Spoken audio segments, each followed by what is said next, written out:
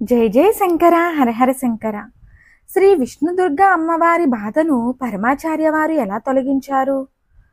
పండానై నల్లూరులోని శ్రీ పందాడు నాయకి పశుపతినాథస్వామి దేవాలయంలోని శ్రీ విష్ణుదుర్గ అమ్మవారి కంటి కొనలలో నుండి నీరు స్రవించడం భక్తులందరూ ప్రత్యక్షంగా చూశారు.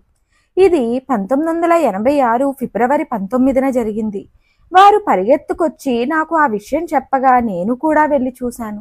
అమ్మవారి కళ్ళల్లో నుండి నీరు కారుతోంది.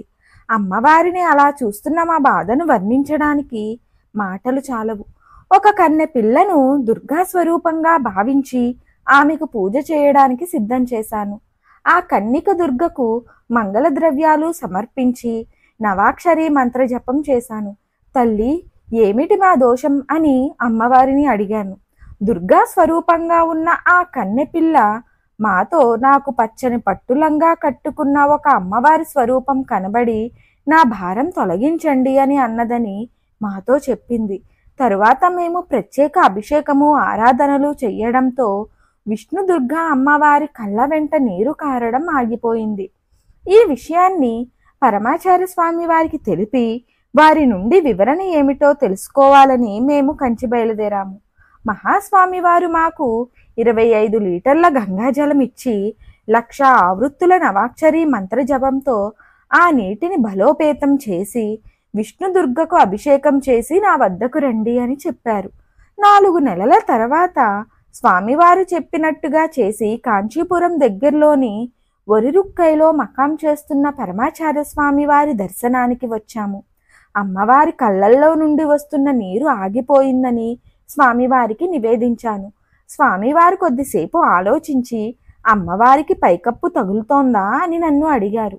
ప్రతిరోజు పూజ చేస్తున్న నేను ఆ విషయం అంతగా ఎప్పుడూ గమనించలేదు.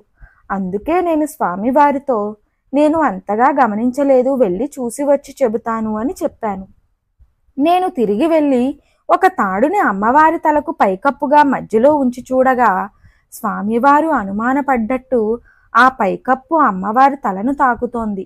కాస్త పరిశీలించగా గోడలో పడిన ఒక చీలిక వల్ల పైకప్పు కొద్దిగా వాలి అది అమ్మవారి తలను తాకుతోంది.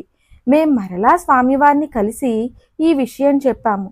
దుర్గా అమ్మవారి విగ్రహాన్ని బయటకు తీసి పైకప్పును కాస్త లోతుగా చేసి అమ్మవారిని పీఠంపై పునఃప్రతిష్ఠించి కుంభాభిషేకం నిర్వహించండని స్వామివారు ఆదేశించారు.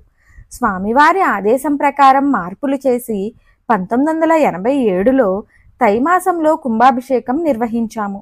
ప్రసాదం తీసుకొని స్వామివారి దర్శనానికి వచ్చాము. మహాస్వామివారు విశేషాలన్నిటినీ తెలుసుకొని ప్రసాదాన్ని స్వీకరించారు. మీ ఊరి ప్రజలు చాలా అదృష్టవంతులు. అమ్మవారు అలా కన్నీరు కార్చడం మీకందరకు అనుగ్రహాన్ని ప్రసాదించడానికే అని స్వామివారు మాతో అన్నారు. మేము అలా స్వామివారితో మాట్లాడుతూ ఉండగా ఒక గుజరాతీ భక్తుడు స్వామివారి దర్శనానికి వచ్చాడు. స్వామివారు తనతో కాసేపు మాట్లాడారు. తర్వాత మా వైపు చూసి, మీరు ఇక్కడికి రావడానికి మీకు ఎంత ఖర్చు అవుతుంది అని అడిగారు. దాదాపు 300 రూపాయలు అవుతుంది అన్నారు.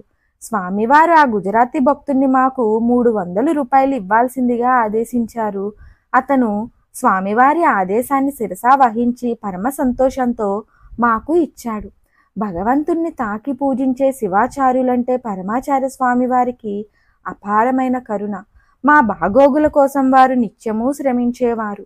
పరమాచార్య స్వామి వారు కేవలం విష్ణుదుర్గా అమ్మవారి తలపైన ఉన్న భారాన్నే కాదు, మా గుండెల్లో ఉన్న భారాన్ని కూడా తొలగించారు. కేవలం ఆ చంద్రశేఖరుడు తప్ప ఇంకెవ్వరూ ఇలాంటి ఆదేశం ఇవ్వగలరు? అపార కరుణా సింధుం జ్ఞానదం శాంతరూపిణం శ్రీ చంద్రశేఖర గురుం ప్రణమామి ముదాన్వహం. జై జై శంకర హరహర శంకర.